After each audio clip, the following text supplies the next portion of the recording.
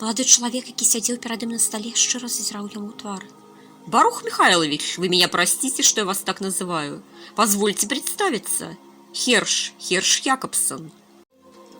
А я так полагаю, должен представиться Михельсоном, уважаемый Григорий Яковлевич. Ён не мог не стрымацца, адпусціў кпіну. Ён так выглядаў нахабна і ў той жа час наіўна. І дзе такіх робяць? Мільганула ў яго думка. Дакладней хто? Калі б у яго быў такі сын, ён бы яго забіў, а потым сам бы ўдавіўся з сораму. Юнак насупраць нічым асаблівым не вылучаўся з натоўпу студэнтаў, якія кожны дзень снавалі па калідорах, ракой цяклі, зацікаючы ручайкамі аўдыторыі. Высокі, танкаваты, але ж ладна складзены, з русымі, амаль бялявымі валасамі і вялікімі блакітнымі вачыма крыху на выкаце, што дадавала яму трошкі наіўны да немагчымасці шчыры выгляд. Апрануты ён быў дорага і модна, вузкія жаўтаватыя штаны, адпрацаваная кашуля з тонкай тканіны, відна, што імпартная, нейкага ружавата-ліловага колеру, паласатая камізэлька без рукавоў у тон кавы з малаком і гальштук, белы атласны, на руцэ вялікі бліскучы гадзіннік і нават пячатка, залатая, але не грубая, нейкі вензель накшталт керпа невядомага рыцарскага дому. Міжволі яна зацікавіла яго. Юнак прасачыў за яго позіркам і абыякава махнуў рукой. А это не обращайте внимания, это просто на заказ. Я в книге увидел иллюстрацию. Знаете, у моего отца много книг, есть по истории, геральдике. Вот мне понравился этот с орлом. Я его адаптировал под себя и попросил знакомого ювелира выгравировать. Неплохо получилось. Неплохо. И он сухо кивнул. Так в чем дело, Григорий? Что вы, собственно, от меня хотите? Зачет я вам не поставлю. Нужно было ходить на лекции. Теперь будете сдавать вместо зачета экзамен. Вы, я вижу, человек эрудированный. Разбираетесь и в геральдике, и в грифонах. Вот и расскажите мне, где впервые в истории человечества появилось изображение крылатого животного, ставшего прародителем грифона. Ну, это просто, в Греции. Это был Пегас. Херш задоволенно усмехнулся. Могу я получить зачет? Кстати, зачетка у меня есть. И он полез в барсетку. Не стоит утруждаться. Не зачет, опять. И он криво усмехнулся. Вы же знаете, что я требую досконального владения изложенным мной материалом. Вы журналист со специализацией по Ближнему Востоку, а не знаете, что прообразом грифона, с которым рыцари познакомились во времена первых крестовых походов, были ассирийские крылатые человека-быки и человека-львы. Шеду. Впервые они были обнаружены в находках в Эбле. Что такое Эбла, вам стоит напомнить. Понимаю, вы этого не знаете. И он с погардой поморщился. Эбла – старейший семитский город, обнаруженный в Сирии в 50 километрах от Алеппо к западу от излучины Ефрата. Один из самых влиятельных, прогрессивных и успешных центров мира бронзового века, где женщины пользовались равными правами с мужчинами и активно участвовали в экономике на оплачиваемых должностях. В городе была найдена богатейшая библиотека, на табличках которой по одной из теорий удалось расшифровать отсылки к позднее сформированным библейским текстам, такие как имя Тетраграмматон, сведения о патриархах, упоминаниях городов Содома и Гоморры. Что весьма правдоподобно, ведь мы же с вами знаем, что Тора – это исторический документ, скрупулезно ведущийся и составленный писцами на основании более ранних текстов региона, так как практически вся информация в ней исторически достоверна и может быть с высокой вероятностью реконструирована. Данная надежность и беспрерывность традиции позволили евреям присвоить книге статус культовой, посланной Богом, содержащей уникальную и наиболее полную информацию по истории человечества. Мы до сих пор изучаем Тору как исторический документ и делаем много открытий. Думаю, она прячет еще много загадок, юноша. Да, кстати, а вы знаете, что такое Тора? Нечакана запытал ён, позираючи ў чыстыя блакітныя вочы юнака насупраць. Позвольте, профессор, что-то припоминаю. Херш запнуўся. И после этого вы называете себя евреем. Яго позірк, здаецца, мог бы спапяліць яго, але Херш, пэўна, быў такім слізкім, што для агню няўразлівым, і таму спакойна глядзеў яму ў вочы, застаючыся сядзець насупраць. Да, конечно, профессор. Я еврей. Это ён вымовіў з гордасцю. И вы тоже, как и я. А гэта ўжо амаль шэптам, але ж з дэманстратыўнай павагай. Поэтому, собственно, я и пришел, чтобы поговорить с вами об одном деликатном деле. Вы не бойтесь, нас не подслушивают. В этой аудитории нет жучков. Мне это точно известно. В туалете рядом прорвало трубы. Пришлось размонтировать кабель. Ён широко усміхнуўся. Вы осведомлены гораздо шире, чем я вас изначально подумал. Вымовіў ён, сціснуўшы зубы. Дакладней, сківіцы звяло неяк паміма яго волі. Яны сціснуліся самі па сабе. О, не подумайте ничего такого. Херш раптам шчыра рассмяяўся, махнуўшы рукой з пячаткай, якая бліснула на сонцы. Просто у родителей была вечеринка. Все поприходили, кто только можно. Напились, как всегда, и болтали без удержу. Один из органов пошутил, что самое лучшее место для разговоров теперь женский туалет в нашем институте на 2-м этаже. И безопасно, и чисто, и приятно для глаз. Все хохотали, как сумасшедшие. Обещали почаще наведываться. Так вот, я не про это. Раптам яго голос стаў сур'ёзным, важным.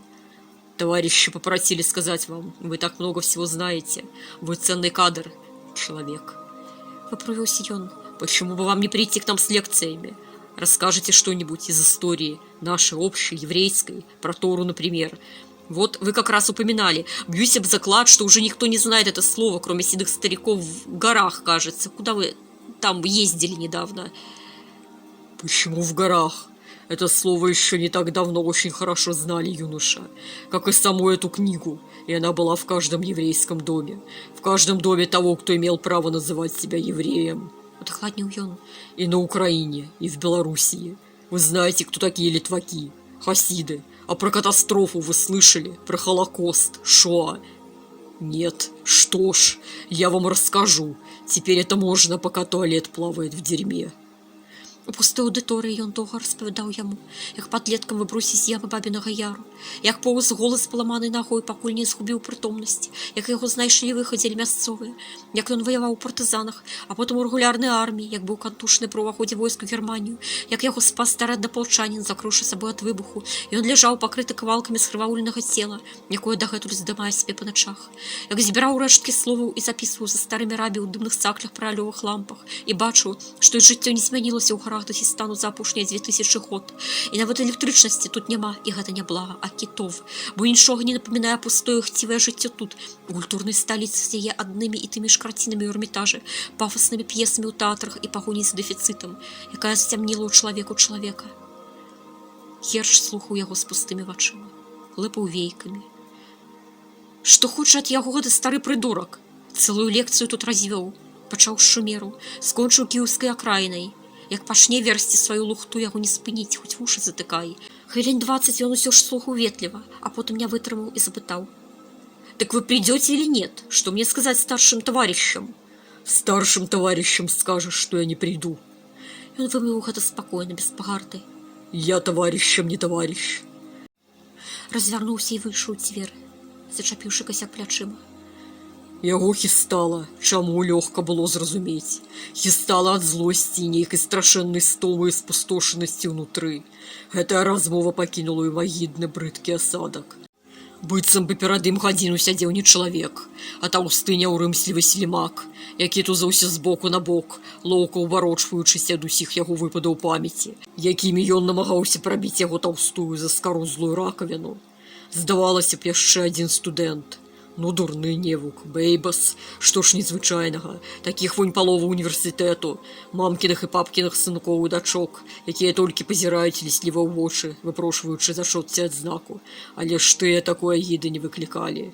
Ды і ніякай агіды не выклікалі наогул, яны проста былі маладыя, глупыя, гарачыя, любілі гуляць пад ліпамі па начах, танчыць забаронены фокстрот, слухаць нейкія там свае пласцінкі, дакладней любілі ўсё, што любяць маладыя, якія любяць і хочуць жыць. Колькі іх маладых, а колькі іх магло б быць. Раптам яму стала нечым дыхаць, і ён спыніўся, намагаючыся сарваць з шыі гальштук, які ляжаў у яго ў кішэні. Зямля ізноў засыпала яго. Яна хавала яго ад іх, і яму было і страшна, і салодка, і цёпла, як можа быць цёпла голаму пад зямлёю холад.